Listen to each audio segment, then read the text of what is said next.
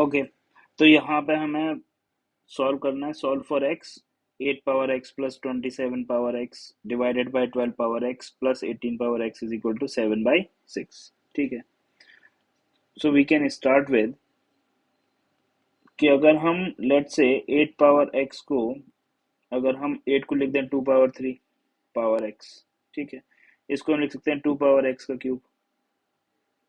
अब अगर हम 2 पावर एक्स को a लिख दें तो हम यहाँ से लिख सकते हैं कि भाई 8 power x is equal to 2 power x का cube, that is a cube. Similarly 27 power x को हम लिख सकते हैं 3 पावर 3 का पावर एक्स, और इसको हम लिख सकते हैं 3 पावर एक्स का क्यूब।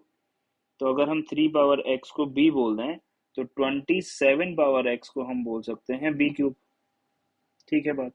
इसी तरह से अगर हम 12 पावर एक्स को लिखना चाहें in terms of a and b, तो 12 को हम लिख सकते हैं 4 इंटू 3 का पावर एक्स, 4 को हम लिख सकते हैं 2 पावर 2 इंटू 3 का power x. Now further we can write 2 power 2 का power x into 3 power x, और 2 पावर 2 पावर एक्स को हम लिख सकते हैं 2 पावर एक्स का whole square into 3 power x. 2 power x हम बोल रहे हैं a को, तो ये हो गया a स्क्वायर और ये हो गया b। So now 12 power x को हम a स्क्वायर b लिख सकते हैं। So this is a square b। Similarly 18 power x को हम लिख सकते हैं 9 इंटू 2 पावर एक्स, 9 को हम लिख सकते हैं 3 स्क्वायर इंटू 2 का power x. Now further we can write it 3 square का power x into 2 power x.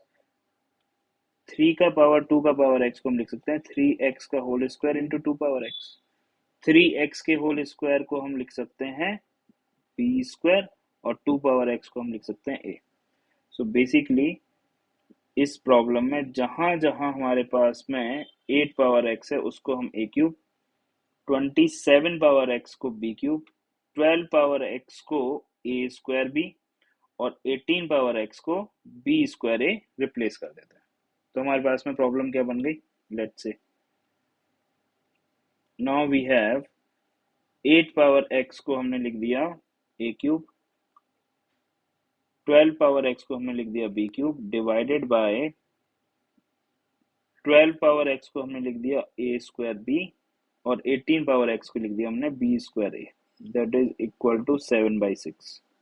ठीक है, a cube plus b cube का फॉर्मूला हमने एक्सपेंड कर दिया, तो a plus b into a square minus a b plus b square whole divided by, यहाँ से अगर आप देखो तो ए स्क्वायर बी में से अगर हमने ए बी कॉमन लिया और बी स्क्वायर ए में से भी अगर हमने ए बी कॉमन लिया, तो यहाँ से ए बी कॉमन आने पर बचा ए, यहाँ से ए बी कॉमन आने में बचा बी, तो ए प्लस बी।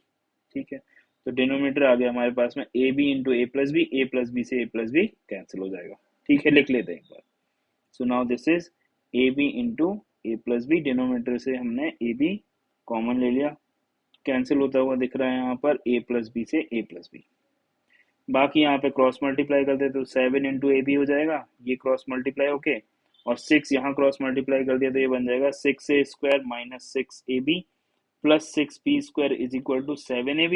इस 7ab को यहाँ शिफ्ट करेंगे तो ये बन जाएगा 6a square minus 6ab minus 7ab, that is 13ab plus 6b square equal to 0।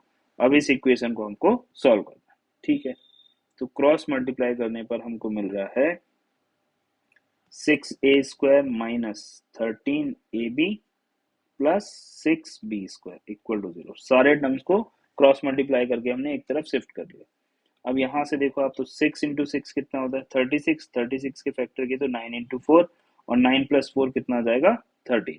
ठीक है, तो इसको क्वाड्रेटिक की तरह ही हम सॉल्व कर सकते हैं। तो यहाँ से now we can write 6a square minus of 9ab minus of 4ab plus of 6b square equal to 0। यहाँ से 3a कॉमन लिया, इन दोनों टर्म में से 3a कॉमन लिया, तो यहाँ से 3a कॉमन लेने के बाद में क्या बचेगा आपके पास में 2a, और यहाँ से 3a कॉमन हो जाएगा तो बचेगा आपके पास में 3b। So this is 3a multiplied by 2a minus 3b। यहाँ से इन दोनों टर्म में से अगर हम माइनस का 2b कॉमन लेंगे तो यहाँ से बचेगा 2a माइनस 3b। ठीक है, सो नाउ लिख लेते हैं, 3a कॉमन लिया तो 2a minus 3b, next to term में से हमने 2b कॉमन लिया माइनस का, तो 2a minus 3b equal to 0।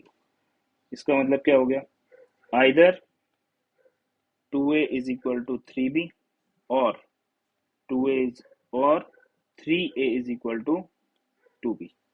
a क्या है हमारे पास में 2 पावर x, b क्या है हमारे पास में 3 पावर x, रिप्लेस कर देते हैं। So now what we are getting is 2 into 2 power x is equal to 3 into 3 power x.